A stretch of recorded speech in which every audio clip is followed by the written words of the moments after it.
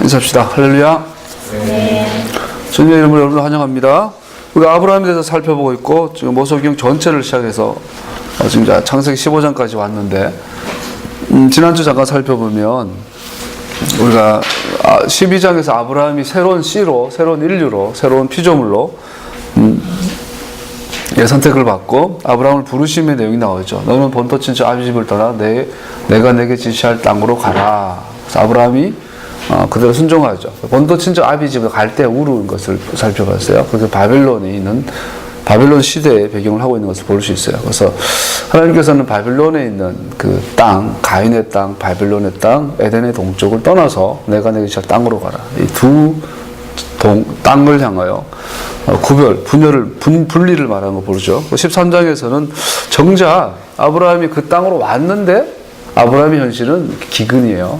그래서 애굽에 내려가죠. 애굽에 내려가서 또 이 곡절 끝에 다시 이제 바로가 쫓아내요. 아브라함이 무서워서 두려워서 명하여 모든 재산 가지고 가라는 거. 그래서 재밌는 거는 아브라함이 이제 내려갈 때는 먹을 게 없어 내려갔는데 올라와서 보니까 막 318명의 가신을 기를 만큼 큰 무리가 된 것을 볼 수 있어요. 이 여정을 통해서 우리가 나누었던 것이 뭐냐? 이것은 단순히 아브라함이 우리가 이제 아브라함의 믿음이 이제 가서 흔들린 거 볼 수 있어요. 오늘 본문에서 보면. 그래서 하나님 말씀하고 체험하고 하나님 만나고 놀라운 흥분을 가지고 그 땅으로 믿음으로 달렸는데 갔더니 기근이고 갔더니 생명의 위협이 있고 이런 일들이 있죠. 그래서 애굽에 갔다가 와서 14장에서 우리가 살펴본 것처럼 소돔과 고모라를 있는 롯을 구출하는 아브라함의 전쟁 역사가 일어나죠. 이 전체의 그림이 정확하게 앞으로 일어날 요셉이 노예로 애굽에 팔려가서 총리가 되고 또 그때 아브라함의 자녀 70명 야곱의 자녀들이 내려가서 큰 무리를 이루고 노예 생활 430년 동안 노예 생활을 하다가 마지막에 큰 제사를 가지고 애굽을 탈출하고 광야를 지나 그때 지나가던 광야의 여정 정확하게 아브라함이 지났던 단을 쌓았던 자리를 통과해서 아브라함이 마치 소돔과 고모라의 왕을 롯을 구출하기 위해서 그 4명의 왕과 싸웠던 것처럼 여호수아의 세대가 가나안에서 정복 전쟁을 일으켜서 그 땅을 차지하는 모습. 그것은 정확한 같은 평행을 달린다고 살펴봤어요. 이런 걸 통해서 깨달을 수 있는 것은 우리가 알아야 될 것 모세오경 전체가 하나의 완벽한 하나님의 말씀이에요. 모세오경 전체는 하나의 완벽한 그 안에 구원과 하나님의 약속과 시작과 끝과 모든 것이 모세오경 안에 다듬어 있어요. 또 예수와 메시아가 담겨 있고. 그래서 모세오경 안에서 우리는 과거와 현재와 미래와 영원을 다 볼 수 있는 거예요. 그래서 우리가 모세오경 안에서 아브라함의 그 여정들, 애굽에 갔다가 돌아오고 전쟁에 승리하고 그리고 그 땅을 향해 다시 한번 약속을 받는 이 여정을 통하여서 모세오경 전체 주제, 전체의 또 형형들을 살펴볼 수 있는 거죠. 그래서 지난주에 잠깐 살펴봤는데 그런 전체 그림의 결론을 우리 창세기 48장에서 요셉의 입을 통해서 말하는 거죠. 하나님께서 이것을 정하셨다. 하나님께서 이것을 이루신다. 이 전체 그림을 통해서 우리가 알아야 될 것은 아브라함의 이 여정들을 통해서 또 한 번 이렇게 말씀하시는 게 뭐냐. 여러분, 모세오경을 모세가 지었잖아요. 또 모세가 지었단 말은 모세가 여러 가지 자료들, 돌판에서 토판에 새겨진 여러 가지 자료들을 종합을 해서 현재 모양대로 편집했다고 우리는 믿잖아요. 그랬을 때 모세가 편집 의도가 있을 거 아니에요. 그랬을 때 그 핵심의 중심이 출애굽기라서 출애굽기 20장에 있는 아노키 나는 너를 애굽에서 인도한 주 하나님이다. 이것이 모세오경의 핵심이고 신해산 계획의 핵심이라면 이 앞에 있는 내용들 또 그 후에 있는 내용들 전체를 향하여 전체를 가지고 주신 또 메시지가 있겠죠. 그래서 어제 아까 나눴던 아브라함의 여정을 통해서 우리가 깨달을 수 있는 것은 한마디로 말하면 모든 것은 하나님께서 미리 확실히 정하셨다. 그리고 그것은 하나님이 이루신다라는 거죠. 그래서 우리가 헨리 블랙가이 목사님이 우리가 배웠던 것처럼 우리는 하나님 행하신 예수님의 삶의 특징이 뭐냐? 그분은 아버지 행하심을 주목하여 봤다. 아버지 행하심을 보고 그에 자기의 모든 삶을 전적으로 동의하며 전적으로 함께했다. 그래서 하나님께서 아버지께서 아들을 통하여 아버지 일을 이루셨다. 뭐 이런 일들, 이런 공부를 했잖아요. 정확하게 그런 걸 볼 수 있어요. 모세오경 전체를 통해서 아브라함의 삶을 통해서 우리가 볼 수 있는 건 하나님께서는 계획하신 것을 이루시는 분이시라는 것. 이것은 과거에도 현재에도 미래에도 변함이 없다라는 것이죠. 우리가 지난주에 다트와 비니에 대해서 공부를 했어요. 우리 아미다기도 4번에 보면 지혜와 총명과 모략, 이해, 이런 언더스탠딩, 날리지, 인사이트 뭐 이런 것들을 구하는 기도를 대해서 나눴는데 그거를 보는 게 지혜예요.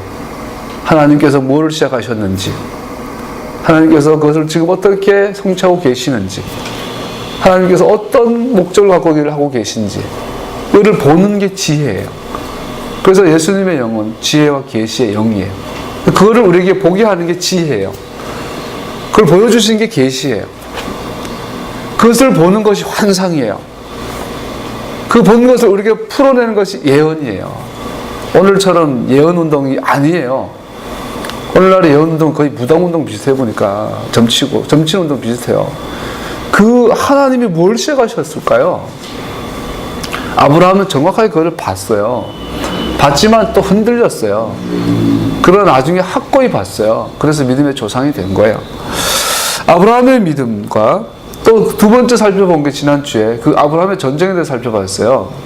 아브라함이 318명의 가신을 데리고 신할 왕으로 대표되어 있는 바벨론 세대에 있는 이방 왕들과 전쟁을 하고 지금 약속을 받은 그 땅을 아브라함이 승리자로 거니는 모습을 봤어요. 근데 이것은 후대 신명기에 나오는 이스라엘의 전쟁법과 정확하게 같다라는 거죠.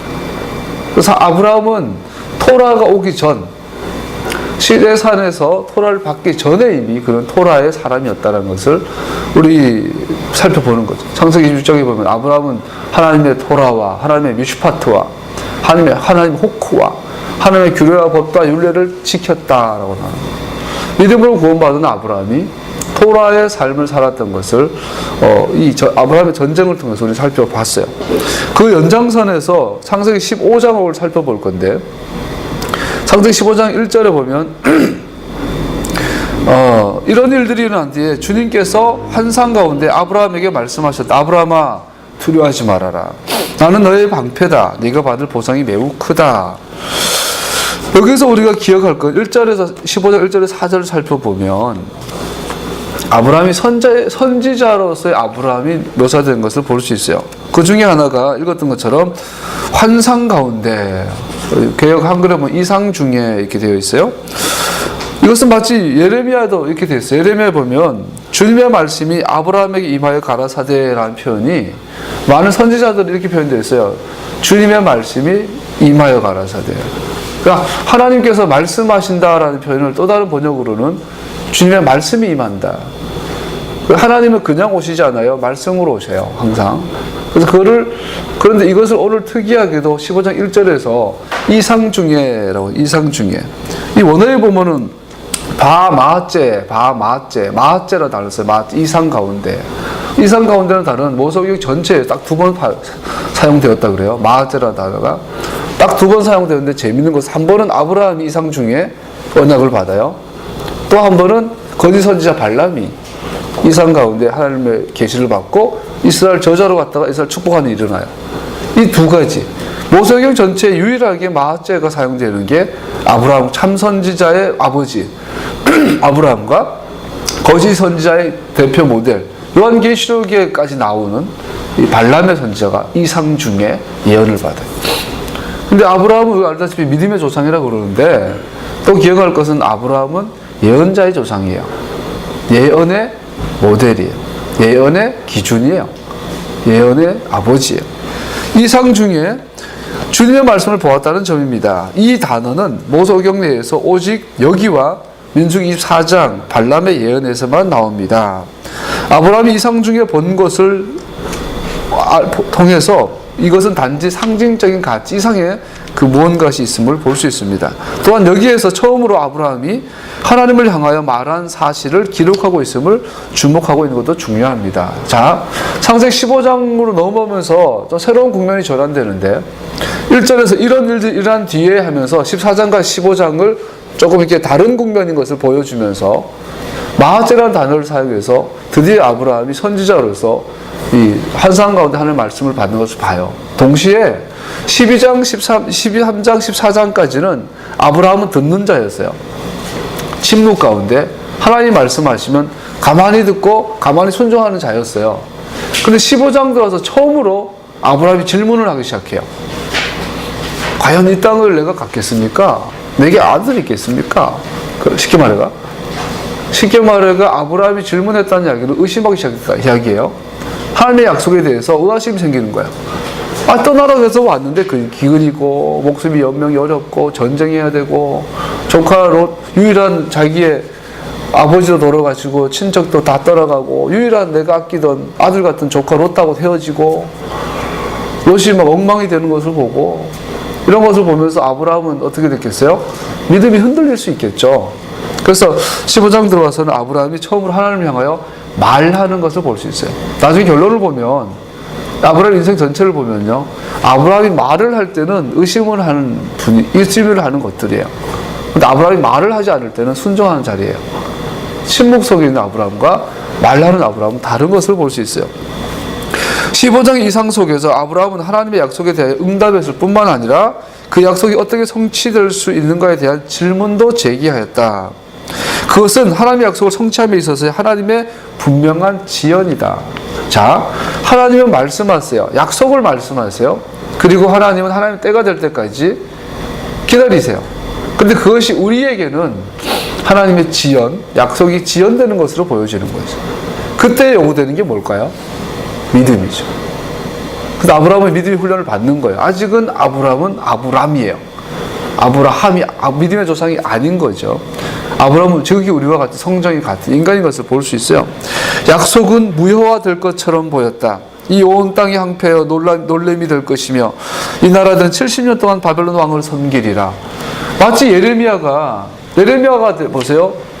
예레미야 눈물의 선지자잖아요. 유다를 위해서 예루살렘을 위해서 그렇게 기도했는데 바벨론에서부터 전쟁의 소식이 들려요. 하나님께서 말씀하시길 너희 백성이 포로로 끌려갈 것이다. 예레미야는 성경 박사예요. 하나님의 약속에 대해서 깊이 아는 자예요. 이 예루살렘을 향한 하나님의 약속이 분명한데 아브라함이 받은 약속을 예레미야 정확하게 이해하고 있는데 지금 현실은 바벨론의 포로로 끌려간다는 거예요.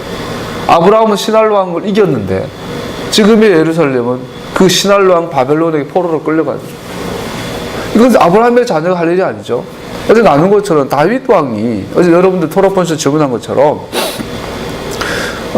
계수하여 20세 이상의 남자들 계수하여 생명의 속전을 드려라. 생명의 몸값을 내라. 그걸로 성막을 유지 보수하는 일을 할 것이다.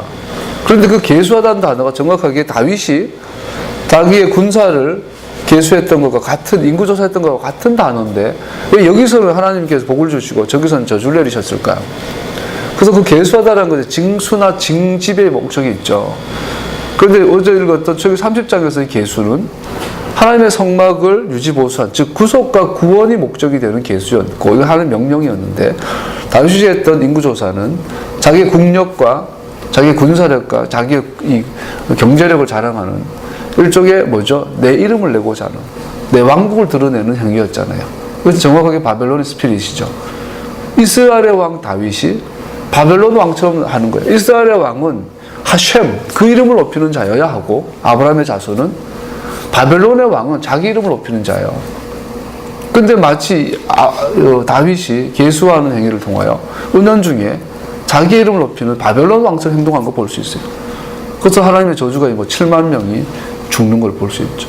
그러나 여전히 하나님의 은혜가 함께해서 그 죄를 용서받는 아라우나의 타작마당이 성전이 되는 역사를 통해서 볼 수 있어요. 이것처럼 하나님의 약속은 큰 강이 되어서 우리 가운데 흘러가고 있는데 각자의 삶의 현실, 실존 안에서는 약속이 사라진 것처럼 마치 취소된 것처럼 지연되는 모습을 볼 수 있어요. 그래서 우리에게 요구되는 것은 아브라함 때나 지금이나 뭐죠? 믿음이 요구되는 거예요. 그래서 예수 믿는 사람들을 믿음으로 대변되는 거죠.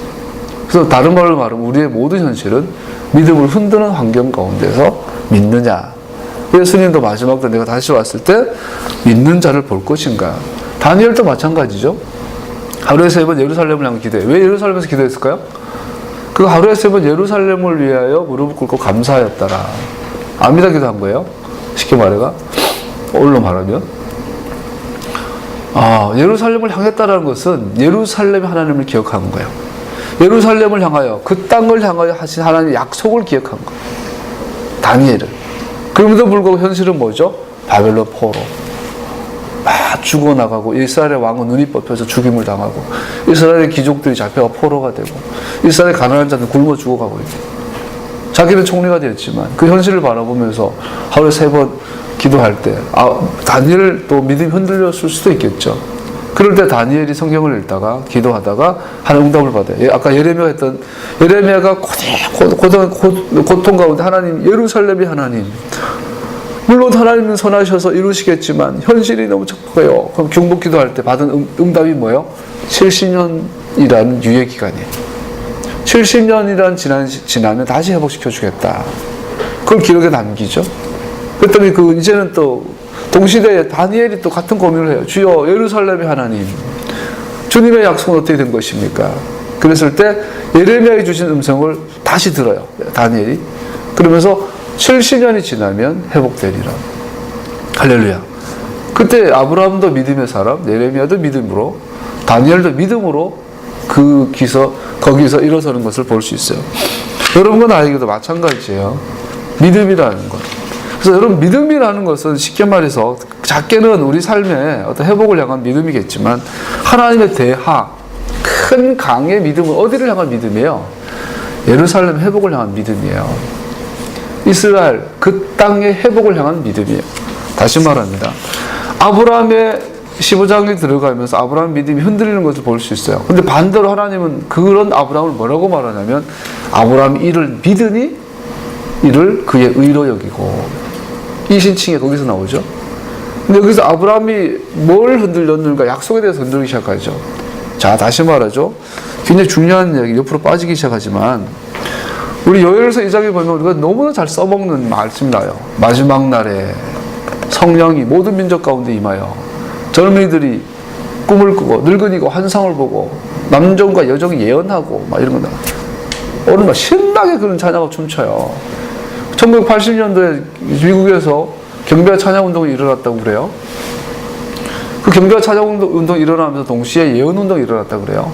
그래서 소위 막 선지자들이 한국에 지금 수십 명, 1년에 수백 명이 돌아와. 지금도 제 문자로 막 몇 교회가 계속 와. 세계적인 선지자, 미국의 선지자, 영국의 선지자, 오만 선지자가 한국에 다 와.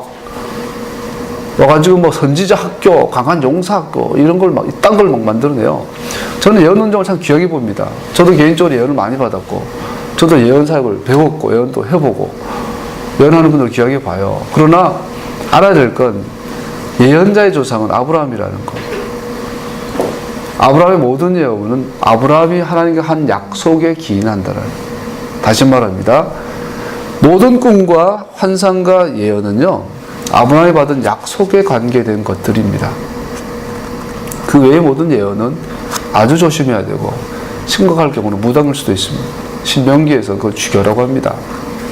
그 땅을 향한 꿈, 그 땅에 아브라함 약속이 뭐예요? 한마디로 말하면 그 땅에 그 백성이 그 왕과 함께 사는 것이 아브라함의 약속이에요. 그 약속으로 그 땅을 향하여 그 백성을 향하여 그 왕이 그 백성과 함께 그 법을 가지고 그 땅에서 영원토록 샬롬 가운데 에하드 가운데 있는 것이 아브라함의 약속이에요. 이 약속을 꿈꾸는 것이고 그 나라를 바라보는 것이 환상이고 그 나라를 향하여 선언하는 것이 예언인데 오늘날 예언자 가운데 그런 사람이 어디 있던가요?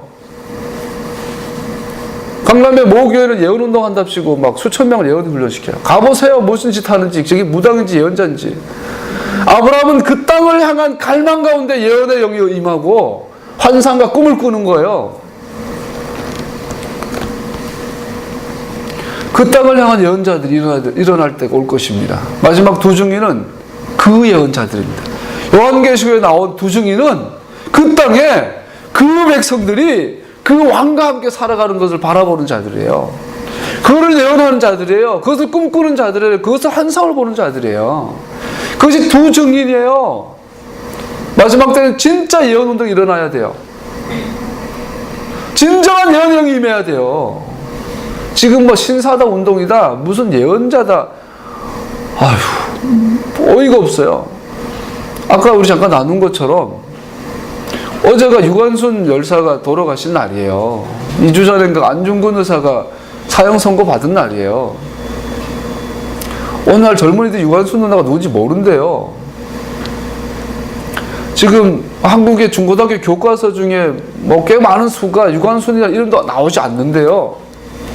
역사를 잃어버린 나라는, 역사가 왜곡된 나라는 유린당할 수밖에 없는 것을 우리는 알잖아요. 그래서 일본하고 우리도 결국 역사 싸움이잖아요. 중국하고 우리도 동북공정도 결국 역사 싸움이잖아요. 어제 등소평이 요동은 조선 땅이었다고 고백했는 게 그 기록이 남아있는 걸 발견했다면서요. 한국교회가 토라라는 뿌리, 주기도라는 뿌리, 주님의 기도라는 뿌리를, 주님이 주신 찬양이라는 뿌리를, 예배라는 뿌리를 잃어버리니까 온갖 예언운동, 경배와 찬양운동, 무슨 운동을 유린당하는 걸 보잖아요. 부흥운동, 성장운동, 치유운동 전부 다 예수님의 역사고 하나님의 역사는 맞지만 그것도 다 유린당해서 뿌리가 없는 상태에서 우리의 뿌리는 루터가 아니에요. 칼빈이 아니에요. 우리의 뿌리는 어거스틴이 아니에요. 우리의 뿌리는 토라예요. 우리의 뿌리는 모아딤들이에요. 우리의 뿌리는 아브라함이 받은 그 약속이에요. 우리의 뿌리는 시내산에서 이스라엘과 하나님이 맺었던 그 언약이에요. 그 언약을 떠나버리니까 미국 교회가 신학에 유린당하고 헬라진을 유린당하고 독일 교회가 영국 교회가 한국 교회가 유린당하고 있잖아요. 우리는 아브라함이 믿음이 약해지는 모습을 통해서 그가 뭘에 대한 믿음이 약해져요? 하나님과의 맺은 약속에 대해서 약해진 걸 봐요. 그러나 그 약속은 지연되어지는 현실을 봅니다. 그래서 믿음으로 약속 관계를 맺고 믿음으로 성취하는 것을 바라보며 죽는 것, 이것이 우리의 믿음에 관한 삶인 줄로 믿습니다. 그 하박국 2장 4절에 보면 믿음으로 말미암아 살게 될 자들이 나오고, 이사야 보면 여호와를 주님을 앙망하는 자들에 대해서 나오고, 예. 히브리서 11장에 보면은 이 사람들은 다 믿음을 따라 죽었으며 약속을 받지 못하였으되 그것들을 멀리서 보고 환영하였으며, 그 약속을 받지 못했다는 것이 아니라 그 약속이 참 멀리서 성취되는 것을 보고 죽은 자들을 히브리서 기자는 믿음의 조상들이라 그래요. 그래서 주님 그 믿음의 아브라함과 이삭 야곱 하나님이 우리 하나님이 되는 것이죠.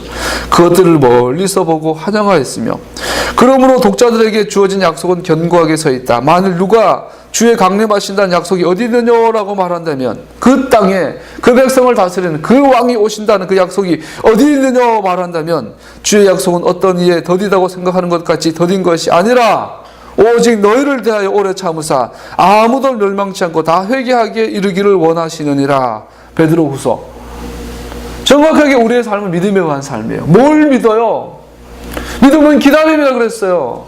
그 약속을 바라보고 그 약속을 향하여 꿈을 꾸고, 아까 마하째라고 그랬어요.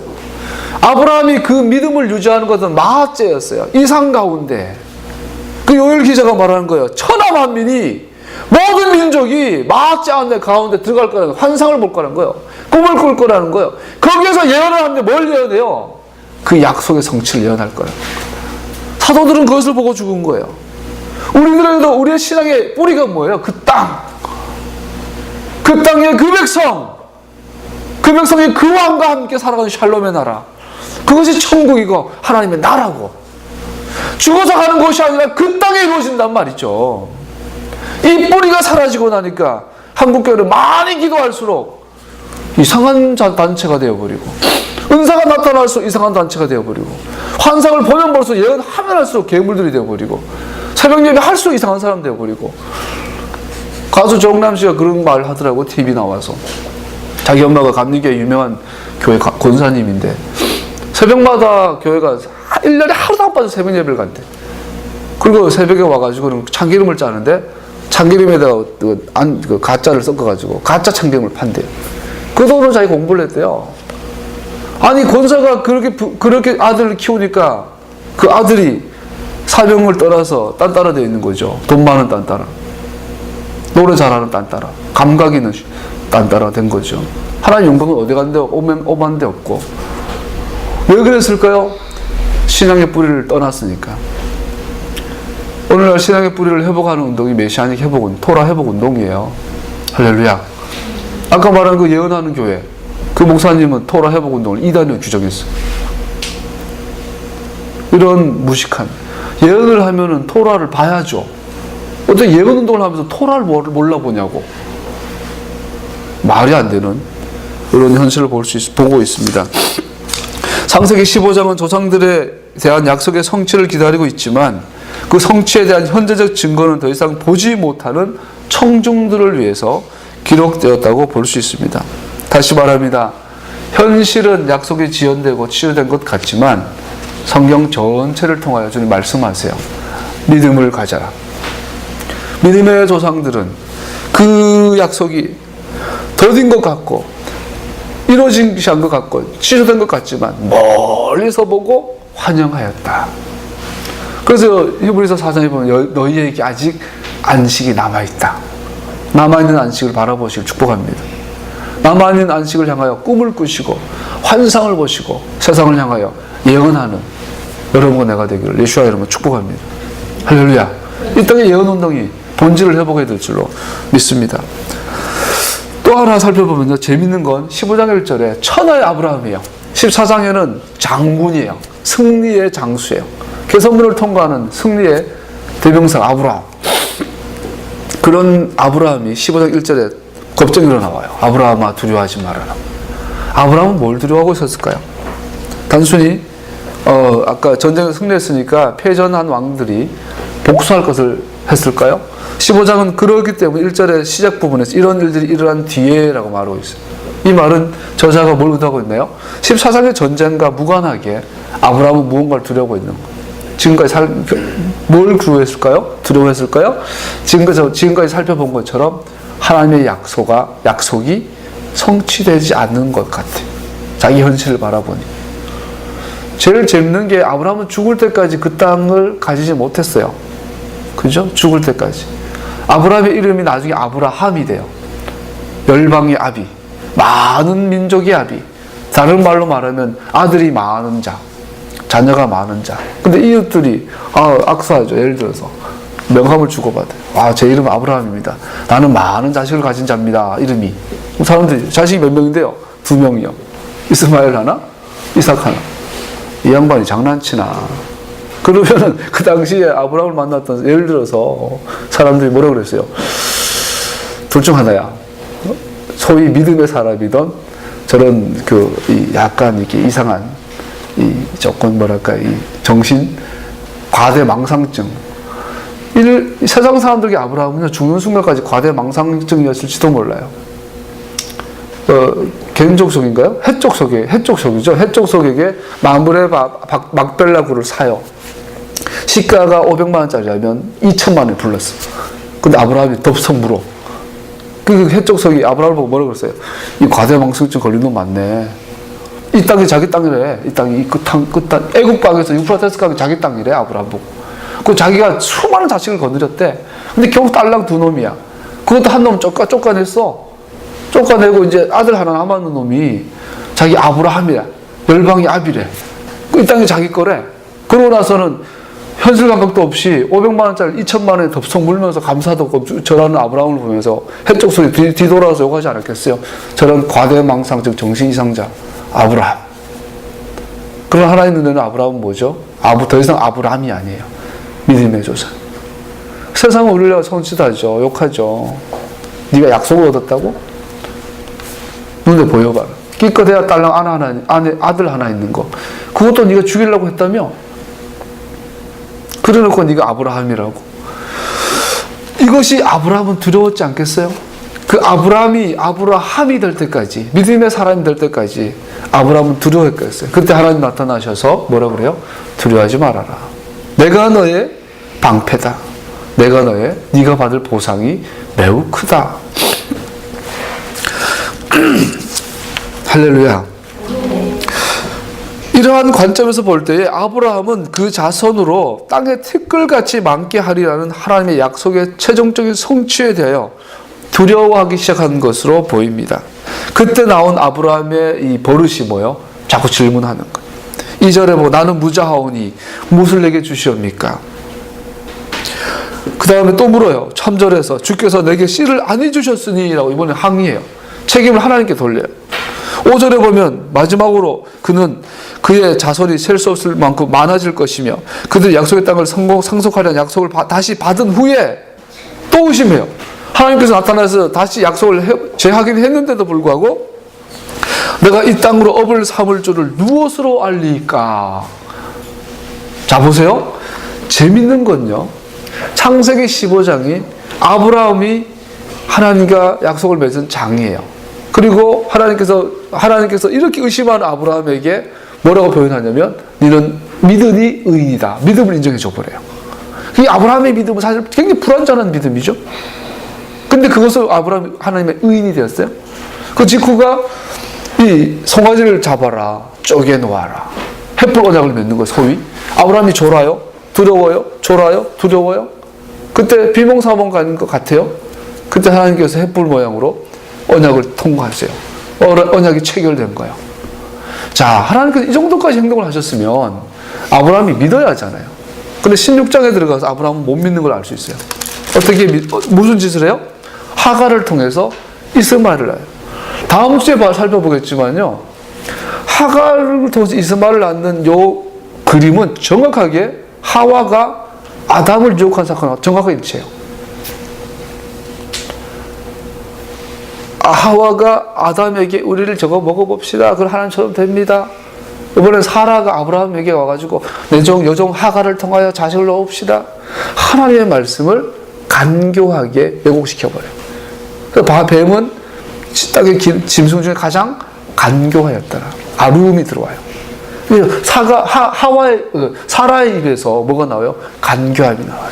하나님이 분명히 약속하셨는데 두려움 가운데 있는 아브라함의 아내가 똑같이 두려움 가운데서 이제는 뭐죠? 하나님의 약속을 나의 방법으로 인본주의로 성취하고자 하와 역할을 한 걸 살펴봐요. 이게 뱀의 혀죠. 그 결과가 이스마엘. 아브라함은 여전히 못 믿는 걸 봐요. 17장에 나와서 그래서 하나님께서 17장에 아브라함 다시 찾아와서 1절에서 뭐라고 말하냐면 아브라함이 나이 99이 되었을 때에 주님께서 그에게 나타나서 말씀하셨다. 나는 전능한 하나님이다. 엘샤다이. 나에게 순종하며 흠없이 살아라. 너는 내 앞에 행하여 완전하라. 이제 그만 더 이상 두려워해라. 이제는 믿음으로 서라. 그렇게 말하는 걸 볼 수 있어요. 우리가 아브라함을 통해서 알 수 있는 것은 아브라함이 하나의 범위 내에서 믿음의 조상으로 자라나는 것을 여정을 살펴보면서 여러분과 내가 범인으로 보통 사람으로 살아가면서 다시 믿음의 조상으로 우리가 성장되어지고 있는 것을 우리 자신을 통해서 살펴보면서 그렇게 믿음의 조상으로 살아가야 될 줄로 믿습니다. 여러분과 나는 믿음의 조상으로 부름받은 거예요. 믿음의 새끼가 아니에요. 아브라함아 너는 복의 조상이 아니요 복 자체가 되리라. 복 자체가. 아브라함 너는 복이다. 그럼 하나님께서 아브라함의 자녀 여러분 나에게도 그래. 너도 복이다. 그 너를 통해 열방이 돌아오리라. 그게 제자예요, 제자. 가서 제자 삼아라. 너를 통하여 열방이 복을 받을 것이다. 할렐루야.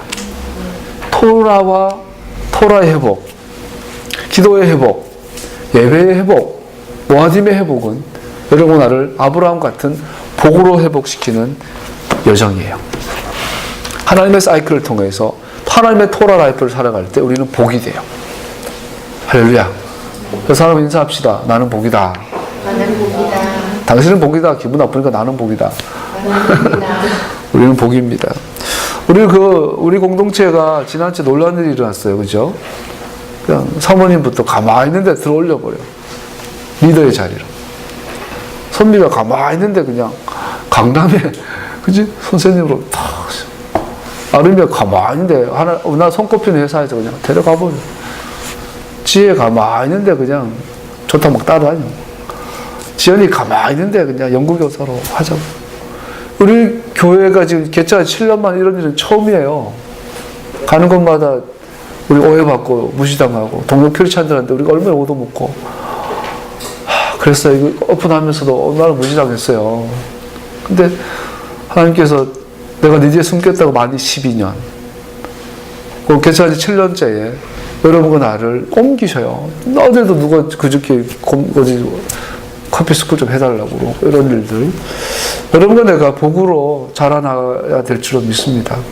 하나님의 토라를 흘러보내는 토라를 열방으로 토라 투 더 네이션 토라를 하나님의 복을 열방으로 흘러보내는 여러분과 내가 되기를 소원합니다. 할렐루야. 좀 더 살피고 오늘 좀 빨리 마칠 거예요. 소설의 마지막 부분에서 아브라함에게는 아직 분명히 이루어지지 아니한 하나님의 약속 앞에서 위로의 근거로서 먼 미래에 대한 이상이 주어진다. 마째가 주어집니다. 그래서 아브라함이 약속이 뭐죠? 네 자녀가 400년 동안 여기서 종로를 하고 있지만 나갈 때는 큰 부자가 돼서 나갈 거다. 이것이 벌써 오경 전체에서 그대로 성취된 걸 볼 수 있죠. 이걸 통해서 우리가 뭘 봐요? 아브라함은 진짜다. 아브라함의 이상은, 아브라함의 예언은, 아브라함은 진짜 예언자다. 참 예언자다. 신명기 20장에 보면 가짜 예언자들이 나와요. 하나님의 이름으로 예언했는데 성취도 없고 증거도 없으면 어떻게 그를 죽여라. 돌로 쳐 죽여라. 예언 함부로 하는 거 아니에요. 영국의 유명한 예언사역하는 그레엄 쿡이라는 분이 가장 강조하는 게 그거였어요. 한 사람의 예언사역자를 세우기 위해서 20년이 걸리더라. 예언을 잘하고 못하는 게 중요한 게 아니라 책임감이 중요하다. 예언사역을 하는 사람에게 가장 중요한 건 책임감이다. 카운터빌리티다. 네가 예언했으면 그 예언에 책임지라는 거예요. 오늘 무책임한 예언자들이 너무나 많죠. 나도 예언 받아보고 했는데 나한테 건물 5개 건데 와 수백억대 건데 가는 곳마다 막 뭐가 될 거래. 되기는커녕 가는 곳마다 쫓겨났는데 무슨 소리를 하는 거예요. 그게 하늘나라에서 건물이라면 또 그렇게 해석하면 또 코에 코골 기획이면 기거리야. 여러분 예언자의 가장 중요한 건 책임감이에요. 아브라함은 책임을 졌어요.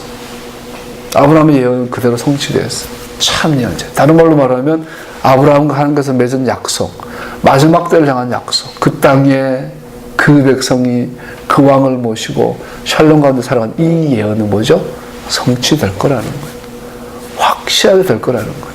그래서 이것을 히브리서 기자는 믿음의 조상들이 보았다라는 거예요.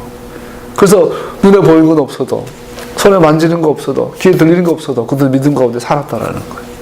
이것을 가지고 우리 믿음의 조상이래요. 아보트 아미다 1번에서 아브라함의 하나님, 이삭의 하나님, 야곱의 하나님. 할렐루야. 나의 하나님. 이 이상의 중요성, 이 예언의 중요성은 그것이 아브라함 당시에 그에게 가르쳐다 준 확신에 놓여 있지 않고 오히려 그것이 독자에게 가르쳐다 줄 확신에 놓여 있다. 모세가 왜 이것을 이런 구조로 기록해서 우리가 읽게 만들었을까요? 이것은 아브라함의 믿음에 대해서 말하는 것이 아니라 이것을 읽을 사람들이 이 예언 가운데, 이 이상 중에 주어진 약속을 믿으라는 이야기예요. 이 독자를 향하여 믿음을 호소하고 있는 것을 우리는 볼 수 있어. 우리는 이 약속을 믿습니다. 확신합니다. 그에게는 참된 이상이 주어졌다. 만일 선지자가 있어서 주님의 이름으로 말한 일에 중함도 없고 성취함도 없으면 이는 주님의 말씀하신 것이 아니요 돼 있어요. 아브라함의 이상은 다가오는 유배를 넘어서서 하나님께서 자기 백성을 회복시키시고 그들의 압제자를 심판하실 미래의 때까지를 내다보았습니다. 아브라함은 작게는 이스라엘이 애굽에서 탈출하는 것을 보았고 크게는 온 인류가 온 이씨들이 온 아담들이 에덴을 회복하는 것을 보았어요. 그 증거 중 하나가 15장 마지막 절에 아담에게 보여준 땅을 구체적으로 언급하면서 애굽 땅에서 유프라데스로 가요. 우리가 창세기 1장에서 봤지만 에덴의 경계와 일치해요. 창세기 15장에서 약속하신 땅의 경계는 정확하게 창세기 1장 2장에 에덴 동산의 경계와 일치해요. 그래서 아브라함의 약속의 핵심은 뭐죠? 에덴 동산의 회복이.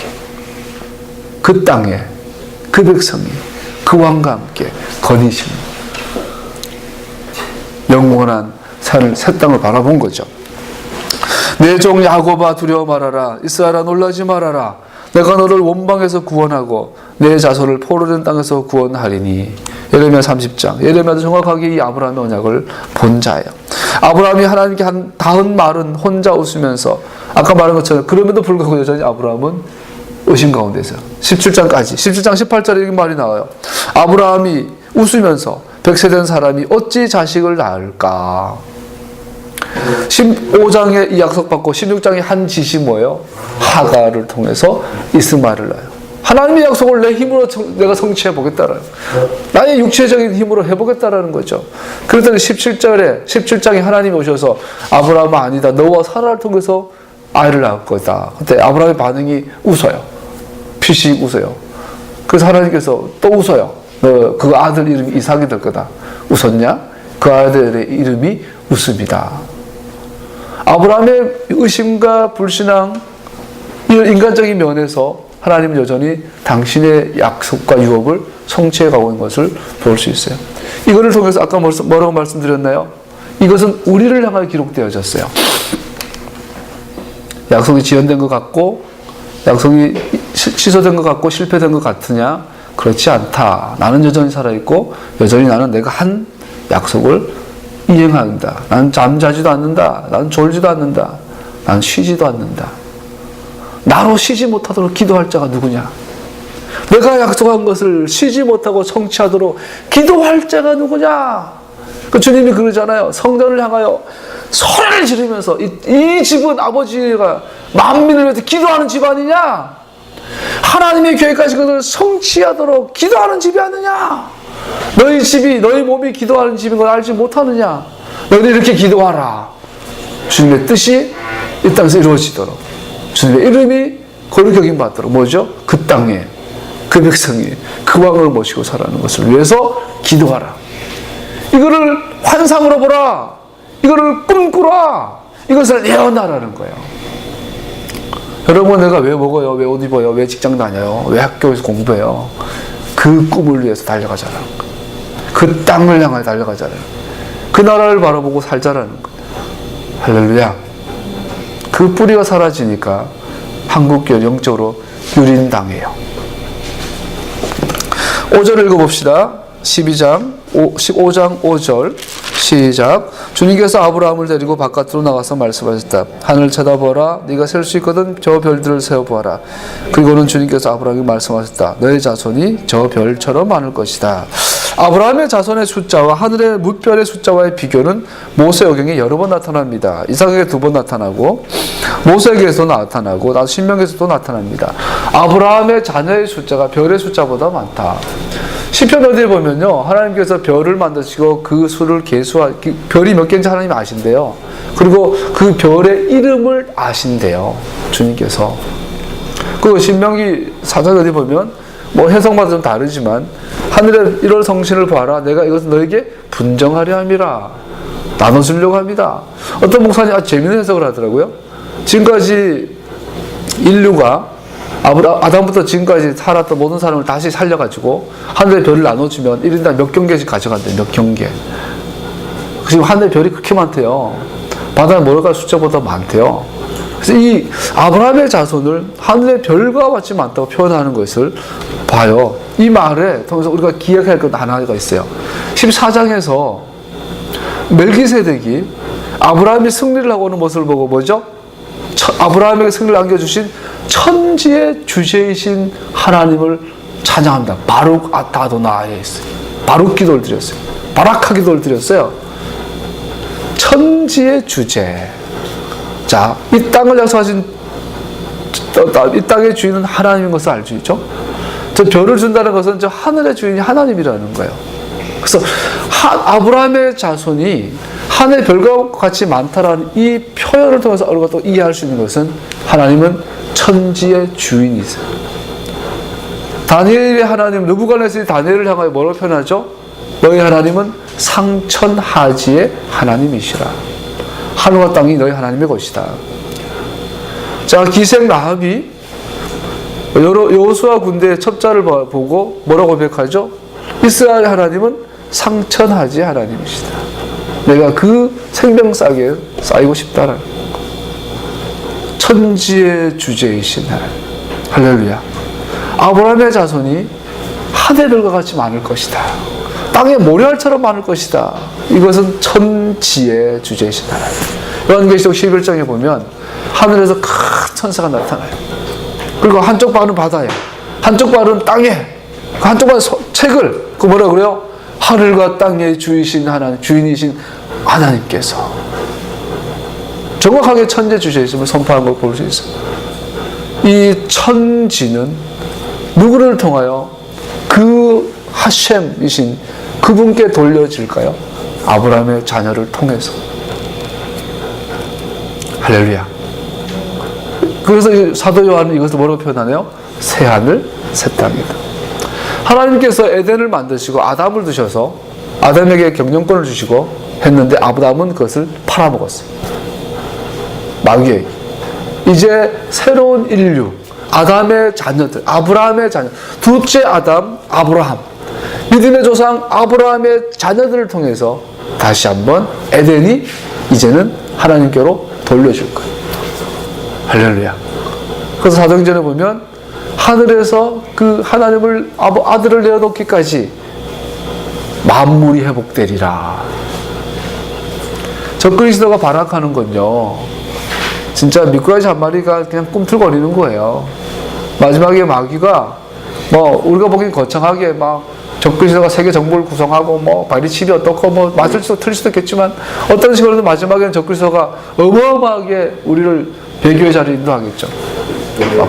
폭력을 행하기도 하고 미혹하기도 하겠죠. 그러나 알아야 돼. 그것은 하나님의 전체 세계 경영에 있어서는 미꾸라지를 밟으면 꿈틀거리는 거예요. 하나님의 계획은 영원 불변합니다. 그분은 천지의 주제이십니다. 할렐루야.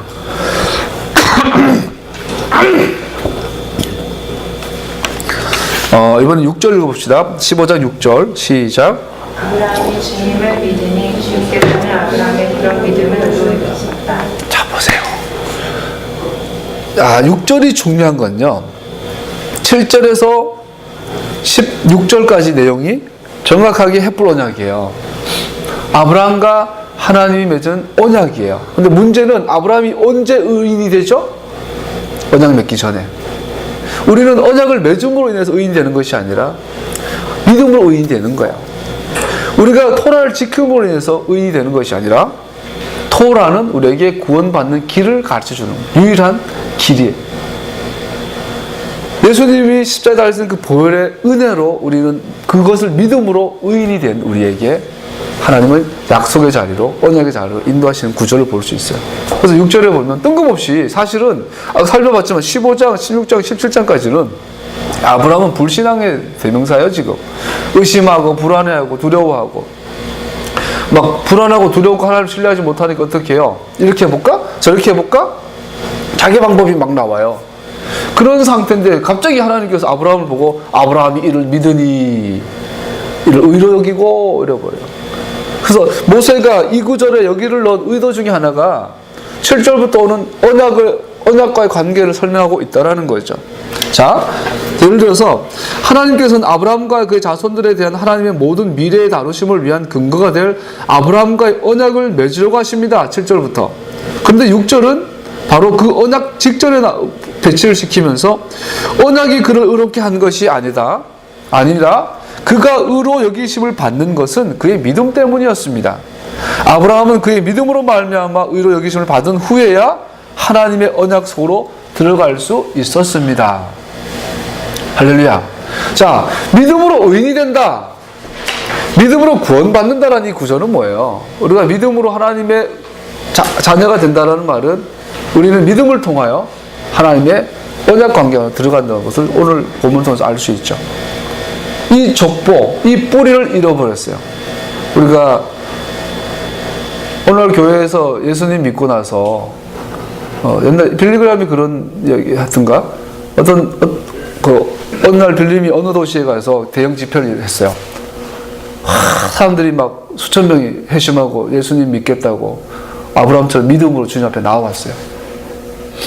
그때 그 중에 그 지역에 유명한 마피아 두목이 있었어요. 깽단 두목이 있었어요. 그 사람이 막 마약 장사, 술 장사, 매춘 장사 하던 사람이. 그 사람이 정말 은혜를 받고 예수님을 잘 헌신하기로 아브라함 빌리그람 집회에 나왔어요. 수년이 지났어요. 그분이 빌리그람을 찾아와서 이런 말을 했다 그래요. 왜 그때 당신이 나를 예수님만 소개하고 예수님의 제자로 살아가는 삶에 대해서 이야기 안 해줬냐고. 그 양반은 그때 예수님을 믿었어요. 그런데 여전히 사업은 깽단으로서 삶 정리하지 않았다라는 거예요. 그래서 몇 년 뒤에 다시 옛날로 돌아갔어요. 보세요. 아브라함의 언약은 믿음으로 구원받은 우리가 하나님과의 관계에 아니라 언약 관계 아니라 토라의 시내산 계약 관계 안으로 들어가야 하는 것을 성경은 말하고 있는데 오늘날 우리는 어떻게 해요? 전도폭발, 내비게이션, 사형리로 기껏 사람들을 옛날에 막 유명한 부흥 강사 둥둥둥 북치고 사람 모아가지고 여의도에서 100만 명씩 모아가 많은 은혜 받았어요. 근데 정작 그들에게는 뭐요? 하나님과 동행하는 길에 대해서는 안 가르친 거예요. 기껏해야 주일 성수해라. 11조 생활해라. 목사님한테 잘해라. 이런 거 가르쳤더니 오늘날 그런 사람들이 나처럼 목사가 되고 권사가 되고 장로가 되고 집사가 되고 선교사가 됐어요. 족보 없는 한국교회, 미국교회, 영국교회 많은 열심은 남아있는데 뭐죠? 하나님의 나라는 이루어지지 않는. 이제 하나님께서 이 마지막 때에 뿌리를 회복하세요. 자, 이 언약은 뭘 상징할까요? 재밌는 건 15장 7절만 읽어봅시다. 15장 7절 시작. 하나님이 아브라함에게 말씀하셨다. 나는 주다. 너에게 이 땅을 주어서 너의 소유가 되게 하려고 너를 바빌론의 우르에서 이끌어내었다. 자, 여러분 이 15장 7절을 보면서 딱 떠오르는 토라가 없나요? 출애굽기 20장 2절에 보면 이렇게 되어 있어요. 나는 너를 애굽 땅 종되었던 집에서 인도하여 낸 너의 하나님 주 하나님이다. 정확하게 10계명이 시작되어지는 10개의 말씀들이 시작되어지는 출애굽기 20장 2절의 구절과 창세기 15장 7절의 구절은 정확하게 평행구예요. 모세는 뭘 지금 의도하고 있나요? 이렇게 기록하면서 아브라함이 하나님과 맺는 계약은 정확하게 시내산 계약과 평행을 이루고 있다는 걸 우리가 말하고 있는 거예요. 그러면서 뭐죠? 아브라함이 맺었던 이 계약의 핵심들과 자세한 내용들과 본문들은 시내산에서 내가 말해주겠다. 모세가 이 전체를 기록했어요. 아브라함 입장에서는 앞으로 수백 년 뒤 이야기지만 모세의 입장에서는 이 아브라함의 언약과 시내산 계약의 사이는 겨우 십몇 분 쫙 읽어나가면 딱 볼 것들이에요. 빠르면은 넘기면 몇 페이지만 넘기면 나온 내용들이 같은 거예요. 그래서 아브라함의 언약과 시내산 계약의 관계를 통해서 말하는 거죠. 다시 말하죠. 오늘날 우리가 예수님을 믿지만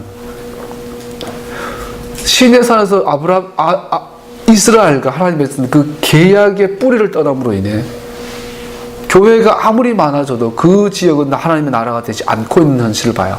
하나님의 이름이 땅에 떨어져 버렸어요. 직업군 중에 가장 신뢰받지 못하는 직업군이 목사라는 직업군이 되어버렸어요. 왜 그랬을까요? 믿음, 오직 믿음 그러고 루터와 켈빈이 오직 성경, 솔라 그라티아, 솔라 스크립트라 그래놓고는 그래놓고는 정령, 그래놓고는 실제로는 하나님의 말씀을 변개시켜버렸어요.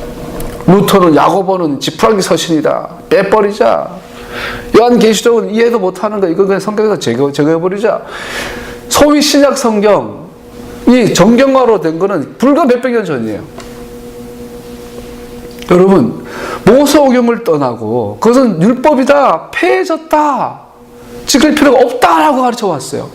그러면서 교회는 뿌리를 떠나버린 거죠. 그냥 모세오경 아브라함의 믿음을 통해 우리 분명히 알 수 있는 것은 이 영적인 뿌리를 회복하지 아니하면 이 땅에 참된 예언은, 참된 환상은, 참된 이상은, 참된 마하죄는 주어지지 않아요. 그 땅 이스라엘, 예루살렘, 그 땅의 그 백성들, 아브라함의 자녀들, 그 왕 아도나이 예슈아, 에카드로 샬롬으로 있는 그 나라. 그래서 예수님 부활하시고 승천 직전에 제자들이 물어보잖아요. 주님, 이스라엘이 회복될 때가 지금입니까? 예수님이 뭐라 그래? 아니다라고 말 안 했어요. 이스라엘 회복될 건데 그때와 그 시기는 하나님만, 아버지만 아신다. 이스라엘 회복, 여러분 내가 살아가는 목적이에요. 그래서 우리가 아비다기도 마지막 17번, 18번 가면 뭐요? 이스라엘 회복을 위해서 샬롬을 위해서 기도합니다. 예루살렘을 재건해 주세요. 예루살렘을 위해서, 그 땅 이스라엘을 위해서 기도하는 말씀을 마무리하겠습니다. 여기서 갈대 우르라는 표현이 나오죠. 갈대 우르, 바벨론, 애굽. 요한계시록에 나가면 로마를 또 바벨론이라고 그래요. 이 스피릿, 이 큰 성 바벨론이 우리의 모든 도시 문화, 도시 문화를 장악했어요. 이 도시를 다스린 것은 대통령이 아니라 누구예요? 작년에 유명한 드라마 있었잖아요. 그 큰 대기업하고 대기업의 사위가 대통령 출마해가지고 뭐 떨어지고 그런 드라마 있었잖아요. 보지는 못했는데 그 기사로 보니까 대통령보다 더 힘있는 사람이 대기업이잖아요. 비즈니스맨들이잖아요. 돈이잖아요. 돈. 그래서 바벨론의 특징은 돈이에요. 경제예요. 경제. 그리고 마지막 적그리스도의 가장 큰 특징은 경제예요. 경제. 도시에 18세기에 산업화되고 도시화되고 나서 도시 빈민이 엄청나게 만들어졌어요. 그거 이제는 한 달 월급을 먹고 한 달 생명 바치고 월급 받고 이런 시대. 그러고 나서 아브라함의 언약에 대해서 눈 가려져 버려요. 이런 시대가 왔어요. 이 마지막 때에 하나님께서는 갈대아 우르에 대해서 떠나라. 너는 갈대아 우르를 떠나. 내가 네게 지시할 땅으로 가라. 여러분, 요엘이 가슴을 치며 예언했던 것처럼 우리는 그 땅을 향하여 환상을 보기를 축복합니다. 그 땅을 향하여 예언하기를 축복합니다. 그 땅을 향하여 비전을 품으십시오. 그 땅에 그 백성이 그 법을 가지고 그 왕을 섬기는, 그 아버지를 섬기는 그 나라를 꿈꿉니다. 모세 오경의 목적 안에 놓여 있는 것 안에서 하나님께서는 시내 산에서 행하신 것은 조상들에게 행하신 행위 속에 이미 들어있는 더 큰 계획의 일부분이었음을 보여주려는 것이 모세 오경 전체의 전략입니다. 그러므로 출애굽 사건과 시내 산 언약은 하나님의 능력과 은혜뿐 아니라 하나님의 신실하심에 대해서도 기억시켜 줍니다. 하나님께서 자신의 백성들과 함께 성취시키기 위하여 시작하신 일을 하나님께서는 끝까지 수행하실 것입니다. 할렐루야. 이 일에 동참하고 이 일을 향하여 환상을 보기를 축복합니다. 18절에서 21절에 보면 아까 나눈 것처럼 내가 이 땅을 이집트 강에서 큰 강 유프라테스까지 너의 자손에게 준다라고 15장의 언약이 마무리됩니다. 말씀을 마무리하죠. 놀랍게도 이 땅은 애국강에서 유프라테스까지 강은 정확하게 에덴 동산의 경계와 일치합니다. 하나님께서 아브라함을 준비시키고 아브라함과 계약을 맺으신 이 목적이 뭐죠? 에덴 동산의 회복이다. 시내산의 목적이 뭐예요? 시내산의 언약의 최종적인 목적이요? 에덴 동산의 회복이다. 그 땅의 회복이에요. 그 백성의 회복이에요. 그 말씀의 회복이에요. 거기에 하나님과 아담이 만들어지고 나서 첫째 날 밤이 지나고 햇볕이 쫙 뜰 때 눈을 떴을 때 하나님께서 아담아 일어나라. 나랑 샤밧 가운데 들어가자. 하나님에게서 이 창조의 7일을 첫 샤밧은 잊을 수 없는 첫사랑의 경험이에요. 그것은 하나님의 첫사랑이에요. 영원토록 잊을 수 없는 하나님의 사랑의 경험. 사람과 함께 했던 그 하루. 그 하루의 회복을 위해서 하나님께서는 아브라함을 준비시켰고 우리를 아브라함의 자녀로 부르셨습니다. 이 완성을 위해서 환상을 보며 꿈을 꾸며 예언하며 달려나가는 여러분과 내가 되기를 예수의 이름으로 축복합니다. 아멘.